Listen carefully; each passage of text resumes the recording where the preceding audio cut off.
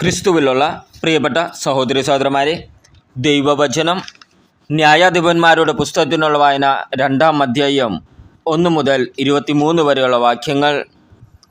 ബോക്കെമിൽ വെച്ചുള്ള മുന്നറിയിപ്പ്. കർത്താവിൻ്റെ ദൂതൻ ഗിൽഗാലിൽ നിന്ന് ബോക്കെമിലേക്ക് ചെന്നു. അവൻ പറഞ്ഞു, നിങ്ങളുടെ പിതാക്കന്മാർക്ക് കൊടുക്കാമെന്ന് വാഗ്ദാനം ചെയ്ത ദേശത്തേക്ക് ഞാൻ നിങ്ങളെ ഈജിപ്തിൽ നിന്ന് കൊണ്ടുവന്നിരിക്കുന്നു.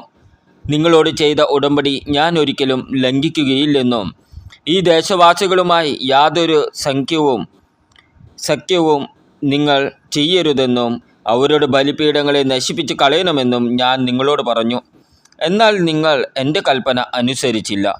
നിങ്ങൾ ഈ ചെയ്തത് എന്താണ്?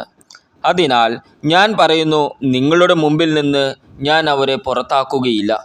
അവർ നിങ്ങളുടെ എതിരാളികളായിത്തീരും. അവരുടെ ദേവന്മാർ നിങ്ങൾക്ക് കെണിയാവുകയും ചെയ്യും. കർത്താവിൻ്റെ ദൂതൻ ഇത് അറിയിച്ചപ്പോൾ ഇസ്രായേൽ ജനം ഉച്ചത്തിൽ കരഞ്ഞു. അവർ ആ സ്ഥലത്തിന് ബോക്കിം എന്ന് പേരിട്ടു. അവർ അവിടെ കർത്താവിന് ബലിയർപ്പിച്ചു. ജോഷയുടെ മരണം. ജോഷ ഇസ്രായേൽ ജനത്തെ പറഞ്ഞയച്ചു. അവർ ഓരോരുത്തരും തങ്ങൾക്ക് അവകാശമായി ലഭിച്ച ദേശം കൈവശമാക്കാൻ പോയി. ജോഷയുടെയും കർത്താവ് ഇസ്രായേലിന് ചെയ്ത വലിയ കാര്യങ്ങൾ നേരിട്ട് കാണുകയും ജോഷയ്ക്ക് ശേഷവും ജീവിച്ചിരിക്കുകയും ചെയ്ത ശ്രേഷ്ഠന്മാരുടെയും കാലത്ത് ജനം കർത്താവിനെ സേവിച്ചു. കർത്താവിൻ്റെ ദാസനും നൂനിൻ്റെ മകനുമായ ജോഷ 110-ാമത്തെ വയസ്സിൽ മരിച്ചു. അവനെ ഗാഷ് പർവ്വതത്തിന് വടക്ക് എഫ്രൈം മലനാട്ടിൽ തിമ്നാത്ത് ഹെരസിൽ അവൻ്റെ അവകാശഭൂമിയുടെ അതിർത്തിക്കുള്ളിൽ അടക്കി. ആ തലമുറ മുഴുവൻ തങ്ങളുടെ പിതാക്കന്മാരോട് ചേർന്നു. അവർക്ക് ശേഷം കർത്താവിനെയോ ഇസ്രായേലിന് അവിടുന്ന് ചെയ്ത വലിയ കാര്യങ്ങളെയോ അറിയാത്ത മറ്റൊരു തലമുറ വന്നു. ബാലിനെ ആരാധിക്കുന്നു. ഇസ്രായേൽ ജനം കർത്താവിൻ്റെ മുമ്പിൽ തിന്മ ചെയ്തു. ബാൽ ദേവന്മാരെ സേവിച്ചു. തങ്ങളുടെ പിതാക്കന്മാരെ ഈജിപ്തിൽ നിന്ന് കൊണ്ടുവന്ന ദൈവമായ കർത്താവിനെ അവർ ഉപേക്ഷിച്ചു. ചുറ്റുമുള്ള ജനങ്ങളുടെ ദേവന്മാരുടെ പിന്നാലെ അവർ പോയി അവയ്ക്ക് മുമ്പിൽ കുമ്പിട്ടു.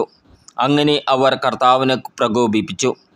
അവർ കർത്താവിനെ ഉപേക്ഷിച്ച് ബാൽ ദേവന്മാരെയും അസ്താരത്തെ ദേവതകളെയും സേവിച്ചു. ഇസ്രായേലിനെതിരെ കർത്താവിൻ്റെ കോപം ജ്വലിച്ചു. അവിടുന്ന് അവരെ കവർച്ചക്കാർക്ക് ഏൽപ്പിച്ചു കൊടുത്തു. അവർ അവരെ കൊള്ളയടിച്ചു. ചുറ്റുമുള്ള ശത്രുക്കളുടെ ആധിപത്യത്തിന് അവർ വിട്ടുകൊടുത്തു. അവരോട് എതിർത്ത് നിൽക്കാൻ അവർക്ക് കഴിഞ്ഞില്ല. കർത്താവ് ശബ്ദം ചെയ്ത് അവർക്ക് മുന്നറിയിപ്പ് നൽകിയതുപോലെ ചെന്നിടത്തൊക്കെയും നാശം വരത്തക്ക വിധം കർത്താവിൻ്റെ കരം അവർക്ക് എതിരായിരുന്നു. അവർ വളരെ കഷ്ടത അനുഭവിച്ചു. അപ്പോൾ കർത്താവ് ന്യായാധിപന്മാരെ നിയമിച്ചു. കവർച്ച ചെയ്തിരുന്നവരുടെ ആധിപത്യത്തിൽ നിന്ന് അവർ അവരെ രക്ഷിച്ചു. എങ്കിലും ന്യായാധിപന്മാരെ അവർ അനുസരിച്ചില്ല. പ്രത്യുത അന്യദേവന്മാരുടെ പുറകെ പോയി അവരെ വന്ദിച്ചു. കർത്താവിൻ്റെ കൽപ്പനകൾ അനുസരിച്ച് ജീവിച്ച പിതാക്കന്മാരുടെ മാർഗത്തിൽ നിന്ന് അവർ വേഗം വ്യതിചലിച്ചു. അവർ അവരെ അനുകരിച്ചില്ല. ന്യായാധിപന്മാരെ നിയമിച്ചപ്പോഴൊക്കെ കർത്താവ് അവർ ഓരോരുത്തരോടും കൂടെ ഉണ്ടായിരുന്നു. അവരുടെ കാലത്ത് കർത്താവ് ശത്രുക്കളുടെ കയ്യിൽ നിന്ന് ജനത്തെ രക്ഷിച്ചിരുന്നു. കാരണം തങ്ങളെ പീഡിപ്പിക്കുകയും മർദ്ദിക്കുകയും ചെയ്യുന്നവൻ നിമിത്തമുള്ള അവരുടെ രോദനം കേട്ട് കർത്താവിന് അവരിൽ അനുകമ്പ ജനിച്ചിരുന്നു. എന്നാൽ ന്യായാധിപൻ മരിക്കുമ്പോൾ അവർ വഴിതെറ്റി തങ്ങളുടെ പിതാക്കന്മാരെക്കാൾ വഷളായി ജീവിക്കും. മറ്റു ദേവന്മാരെ സേവിച്ചും നമസ്കരിച്ചും അവരുടെ പിന്നാലെ പോകും. തങ്ങളുടെ ആചാരങ്ങളും മർക്കടമുഷ്ടിയും അവർ ഉപേക്ഷിച്ചില്ല. കർത്താവിൻ്റെ കോപം ഇസ്രായേലിനെതിരെ ജ്വലിച്ചു. അവിടുന്ന് പറഞ്ഞു, ഈ ജനം അവരുടെ പിതാക്കന്മാരോട് ഞാൻ ചെയ്ത ഉടമ്പടി ലംഘിച്ചിരിക്കുന്നു. എൻ്റെ വാക്കുകൾ അവരനുസരിച്ചില്ല. അതിനാൽ ജോഷ മരിക്കുമ്പോൾ അവശേഷിച്ചിരുന്ന ജനതകളെ അവരുടെ മുമ്പിൽ നിന്ന് ഞാൻ നീക്കിക്കളയുകയില്ല. അങ്ങനെ തങ്ങളുടെ പിതാക്കന്മാരെ പോലെ കർത്താവിൻ്റെ വഴികളിൽ നടക്കാൻ അവർ ശ്രദ്ധിക്കുമോ ഇല്ലയോ എന്ന് എനിക്ക് പരീക്ഷിക്കണം. അതുകൊണ്ട് കർത്താവ് ആ ജനതകളെ ഉടനെ കളയുകയോ ജോഷയുടെ കൈകളിൽ ഏൽപ്പിച്ചു കൊടുക്കുകയോ ചെയ്തില്ല. ന്യായാധിപന്മാരുടെ പുസ്തകത്തിനുള്ള വായന 3-ാം അധ്യായം 1 മുതൽ 30 വരെയുള്ള വാക്യങ്ങൾ. കാനാനിലെ യുദ്ധങ്ങളിൽ പങ്കെടുത്ത് പരിചയം സിദ്ധിച്ചിട്ടില്ലാത്ത ഇസ്രായേൽക്കാരെ പരീക്ഷിക്കാൻ വേണ്ടി കർത്താവ് കുറേ ജനതകളെ ശേഷിപ്പിച്ചു. ഇസ്രായേൽ തലമുറകളെ യുദ്ധമുറ അഭ്യസിക്കാനും പ്രത്യേകിച്ച് യുദ്ധാനുഭവം ഉണ്ടായിട്ടില്ലാത്തവരെ യുദ്ധം പഠിപ്പിക്കാനും വേണ്ടിയാണിത്. ആ ജനതകൾ ഇവരാണ്: ഫിലിസ്ത്യരുടെ 5 പ്രഭുക്കന്മാർ, കാനാന്യർ, സിദോന്യർ, ബാൽഹെർമോൻ മല മുതൽ ഹമാത്തിൻ്റെ പ്രവേശന കവാടം വരെയുള്ള ലബനോൻ മലയിൽ താമസിച്ചിരുന്ന ഹിവ്യർ. മോശ വഴി കർത്താവ് തങ്ങളുടെ പിതാക്കന്മാർക്ക് നൽകിയ കൽപ്പനകൾ ഇസ്രായേൽക്കാർ അനുസരിക്കുമോ എന്ന് പരീക്ഷിക്കാൻ വേണ്ടിയാണ് ഇവരെ അവശേഷിപ്പിച്ചത്. അങ്ങനെ ഇസ്രായേൽ ജനം കാനാന്യർ, ഹിത്യർ, അമോര്യർ, പെരിസ്യർ, ഹിവ്യർ, ജബൂസ്യർ എന്നിവരുടെ ഇടയിൽ ജീവിച്ചു. അവരുടെ പുത്രിമാരെ ഇസ്രായേൽക്കാർ വിവാഹം ചെയ്തു. തങ്ങളുടെ പുത്രിമാരെ അവർക്ക് വിവാഹം കൊടുത്തു. ഇസ്രായേൽക്കാർ അവരുടെ ദേവന്മാരെ സേവിക്കുകയും ചെയ്തു. ഓത്നിയേൽ. തങ്ങളുടെ ദൈവമായ കർത്താവിനെ മറന്ന് ബാൽ ദേവന്മാരെയും അക്ഷേര പ്രതിഷ്ഠകളെയും സേവിച്ചുകൊണ്ട് ഇസ്രായേൽ കർത്താവിൻ്റെ മുമ്പാകെ തിന്മ പ്രവർത്തിച്ചു. അതിനാൽ കർത്താവിൻ്റെ കോപം ഇസ്രായേലിനെതിരെ ജ്വലിച്ചു.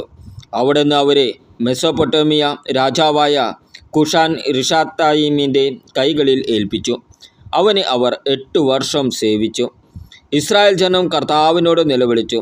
കാലേബിൻ്റെ ഇളയ സഹോദരനായ കേനാസിൻ്റെ പുത്രൻ ഓത്നിയേലിനെ കർത്താവ് അവർക്ക് വിമോചകനായി നിയമിക്കുകയും അവൻ അവരെ മോചിപ്പിക്കുകയും ചെയ്തു.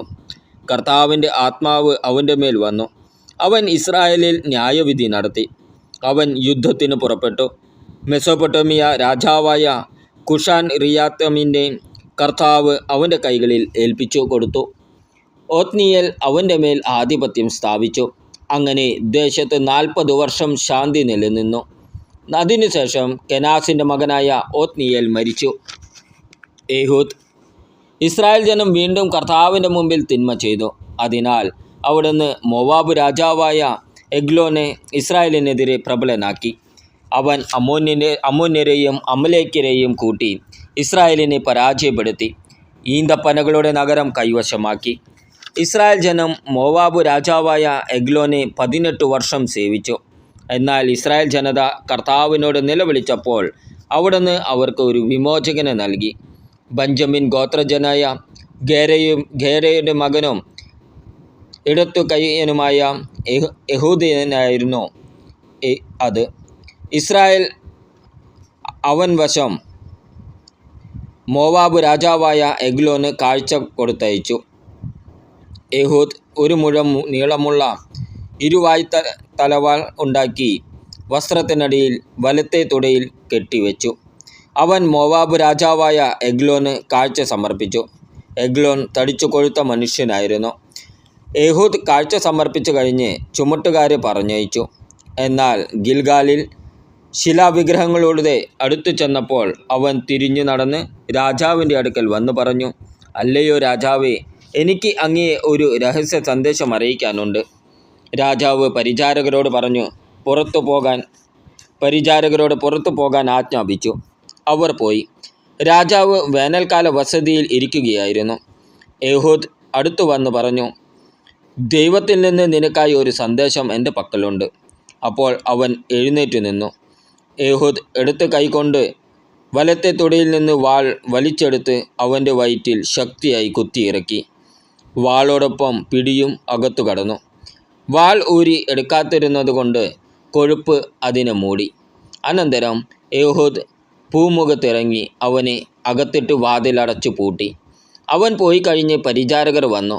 മുറിയുടെ കതകുകൾ പൂട്ടിയിരിക്കുന്നത് കണ്ടപ്പോൾ അവൻ ദിനചര്യയ്ക്ക് രഹസ്യമുറിയിലായിരിക്കുമെന്ന് അവർ വിചാരിച്ചു. അവർ കാത്തിരുന്നു കുഴഞ്ഞു. എന്നിട്ട് മുറിയുടെ വാതിലുകൾ തുറക്കാതിരുന്നത് കണ്ടപ്പോൾ അവർ താക്കോൽ എടുത്ത് തുറന്നു. അതാ രാജാവ് തറയിൽ മരിച്ചു കിടക്കുന്നു. അവർ കാത്തിരുന്ന സമയത്ത് ഏഹൂദ് ശിലാവിഗ്രഹങ്ങൾക്കപ്പുറമുള്ള സെയിരായിലേക്ക് രക്ഷപ്പെട്ടു. അവൻ എഫ്രായിം മലമ്പ്രദേശത്തെത്തിയപ്പോൾ കാഹളം മുഴക്കി. ഇസ്രായേൽ ജനം മലയിൽ നിന്ന് അവൻ്റെ നേതൃത്വത്തിൽ താഴേക്കിറങ്ങി.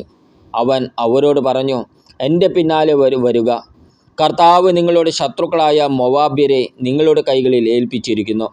അവർ അവൻ്റെ പിന്നാലെ പോയി മോവാബിന് എതിരെയുള്ള ജോർദാൻ്റെ കടവുകൾ പിടിച്ചടക്കി. അതിലെ കടന്നു പോകാൻ ഒരുവനെയും അനുവദിച്ചില്ല. ധീരന്മാരും കരുത്തുറ്റവരുമായ 10,000-ഓളം മോവാബ്യരെ അന്ന് അവർ കൊന്നു. ഒരുവൻ പോലും രക്ഷപ്പെട്ടില്ല. അങ്ങനെ മോവാബ് ആ ദിവസം ഇസ്രായേലിന് അധീനമായി. 80 വർഷത്തേക്ക് നാട്ടിൽ ശാന്തി നിലനിന്നു. ഷംഗാർ യഹൂദിൻ്റെ പിൻഗാമിയും അനാത്തിൻ്റെ പുത്രനുമായ ഷംഗാർ 600 ഫിലിസ്ത്യരെ ചാട്ടകൊണ്ട് കൊന്നു. അവനും ഇസ്രായേലിനെ രക്ഷിച്ചു. നമ്മുടെ കർത്താവായ ഈശോ മിശിഹായ്ക്ക് സ്തുതി.